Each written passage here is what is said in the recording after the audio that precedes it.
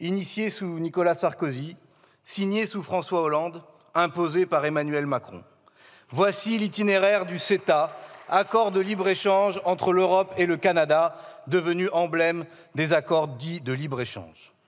Un exemple parmi d'autres du trait d'union qui, de LR à la Macronie, en passant par le Parti socialiste européen, vote ensemble tous les accords de libre-échange, quand les députés de la France insoumise sont le seul groupe à n'avoir jamais donné aucune voix à ces accords au Parlement européen. Oui, il faut en finir avec le dogme du libre-échange qui détruit notre industrie, notre agriculture et le climat. Il fait de l'Union européenne l'idiote utile de la mondialisation et du commerce mondial. Le CETA, comme tous les accords de libre-échange, est un crime à rebours de tous les défis de notre époque. Dire cela n'a rien contre nos amis canadiens dont nous nous souvenons du sacrifice le 6 juin 1944, ni évidemment contre nos frères québécois amoureux comme nous de leur liberté. Mais le CETA est un crime écologique d'abord, un climaticide, comme le disait même un ancien ministre de M. Macron. Plus de transport de marchandises sur plus de 6000 km, avec y compris l'importation massive d'énergie fossile issue de schistes bitumineux.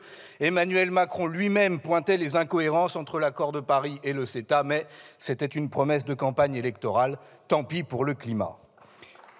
Oui, le CETA est un crime sanitaire, perturbateur endocrinien, pesticides, antibiotiques, farines animales, saumons aux OGM peuvent faire leur entrée en Europe, puisque cet accord ne prévoit, contrairement à ce que vous dites, aucune clause miroir ni de non-régression. Tant pis pour la santé et l'environnement. Le CETA est aussi un crime agricole et social puisqu'il supprime les droits de douane sur 98% des produits, entraînant une concurrence déloyale, une pression à la baisse des prix et au détriment, comme toujours, des plus petites exploitations broyées par la course au productivisme. Il crée des pénuries, comme on l'a vu avec la moutarde il y a quelques mois, puisque 2/3 de la production française a été délocalisée au Canada. Tant pis pour l'agriculture, tant pis pour les emplois.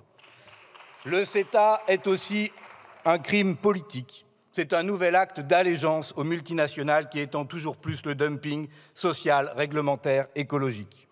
Pleinement en vigueur, s'il devait être ratifié définitivement, il offrirait aux multinationales des privilèges juridiques absolument inacceptables, leur permettant d'attaquer les États devant des tribunaux d'arbitrage spéciaux pour contester les lois sanitaires et environnementales défavorables à leurs intérêts.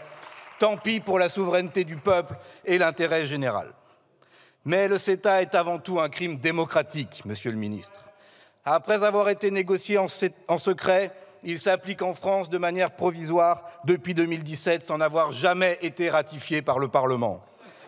Après avoir fait voter sa ratification de justesse par l'Assemblée dans le mandat précédent avec seulement 9 voix, la Macronie a préféré ne pas le soumettre au Sénat, mais il s'applique en attendant.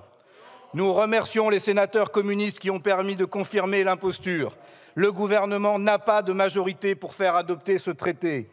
Une fois de plus, vous en êtes réduit aux basses manœuvres pour bafouer le Parlement. Vous, Monsieur le ministre du Commerce extérieur, Monsieur Riester, qui a annoncé reporter à une date après les élections européennes la poursuite de la navette parlementaire de ratification de ce texte qui s'impose pourtant à vous, nous obligeant à débattre aujourd'hui d'une résolution et non du traité lui-même. Là, votre tête de liste aux élections européennes, Madame Hayé, qui assure que même si le Parlement français rejetait ce traité, le pouvoir ne le notifierait pas au Conseil européen pour que le CETA continue de s'appliquer par effraction. C'est un coup de force, une forfaiture, un 49-3 déguisé que vous pratiquez là.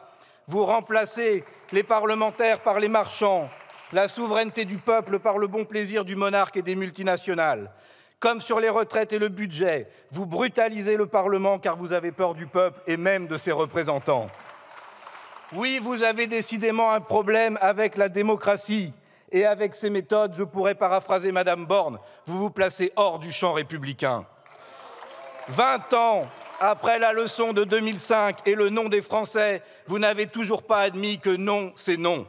Chaque fois qu'il s'agit d'un traité européen, vous faites en quelque sorte les forceurs, alimentant l'extrême droite en carburant électoral. Alors je veux dire à cette tribune, aux Français qui s'opposent à la mise en concurrence déloyale par le libre-échange, qu'il existe une voie qui porte un protectionnisme écologique et social pour relocaliser la production au plus près des besoins de la population. Cette voie, c'est la nôtre, celle d'une France insoumise en Europe. Nous exigeons l'examen immédiat du projet de loi de ratification ou sa soumission à référendum. Combattre le CETA, s'opposer au libre-échange, exiger la 6e République sont une seule et même cause. Merci.